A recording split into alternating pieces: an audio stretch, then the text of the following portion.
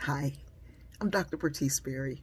Years ago, I cleaned banks after school and I cleaned houses in the morning before school and on Saturdays. One Saturday, I was cleaning a woman's house. I had gone with an older woman. I was still a kid. And I'm cleaning, and as I'm cleaning, I noticed the woman's son and daughter were watching cartoons. And I was doing my cleaning job. I really, really was, but those cartoons were good. And I was kind of standing in the background watching a little. And then suddenly the mother walked up and turned the television off. She began to chastise me, and she told her children to go watch the television back in the den. She looked at me and said, "You need to know your place." As she was chastising me, her children had their heads down in shame, and the son on his way out looked back and mouthed the words, "I'm sorry." My feelings were really hurt. I felt bad. I remember telling the woman about it, and she said, "Yeah, you need to know your place. You're not supposed to be there to watch cartoons." That day I vowed that if I ever had the opportunity to have a cleaning person, I would never treat her or her children that way. Years later, when I became an instant mom of, at that time, 4 young children, I had hired a woman to help come and do the cleaning. I overheard her on the phone with her sister speaking in Spanish, and even though I don't speak it as much anymore, I can still comprehend it. And she was saying to her sister that she wanted to take this job, but she needed someone to watch her child on the weekends. Her sister said she couldn't do it. She hung up and asked me if it would be okay if she brought her daughter on Saturdays. She said her daughter was a very good worker and that she'd get the low baseboards and things that she couldn't get to as much. And she was very, very good, and she would help and she'd make things easier. And I said, "She doesn't have to clean. She can just come." She said, "No, no, no. She'll come and she'll clean." I said, "Okay, bring your daughter." She brought her daughter, a beautiful little girl. She was about 10, age of one of my kids. And so I said, "Is it okay for your daughter to have breakfast?" She said, "Yes, yes, it's okay. Thank you, thank you, thank you so much." So she had breakfast with my kids. They were getting along nicely. My kids were going to go watch cartoons.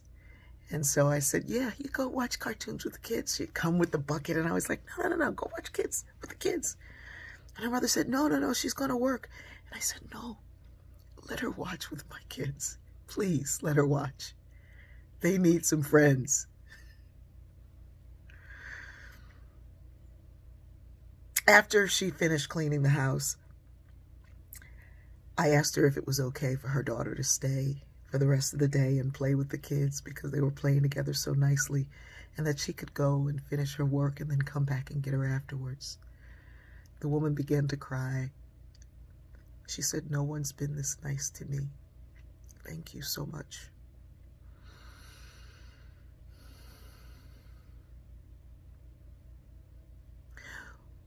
We all have the opportunity to decide who we're going to be in this life.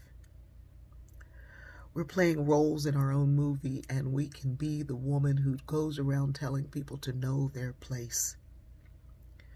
Or we can be the children of that woman who, even though they didn't have the power to confront their mother, they had the power within them to know when things were wrong and to at least apologize for it. You can play the role of me to try to ease the burden of someone else because I know how heavy that burden is myself. You can take the pain that you've endured and turn it into something better for the future. You can be the mom who willingly allowed her child to have the day that she wasn't going to be able to have.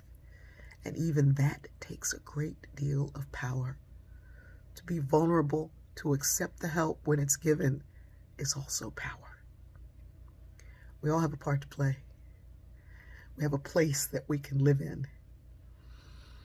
And I think to know your place, you have to create it.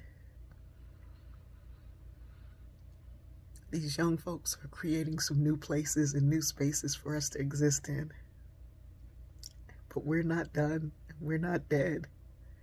We can create some new places for us to exist in. Choose your place. Choose it wisely. And make sure you find a space that works to make this place a better one. I love you.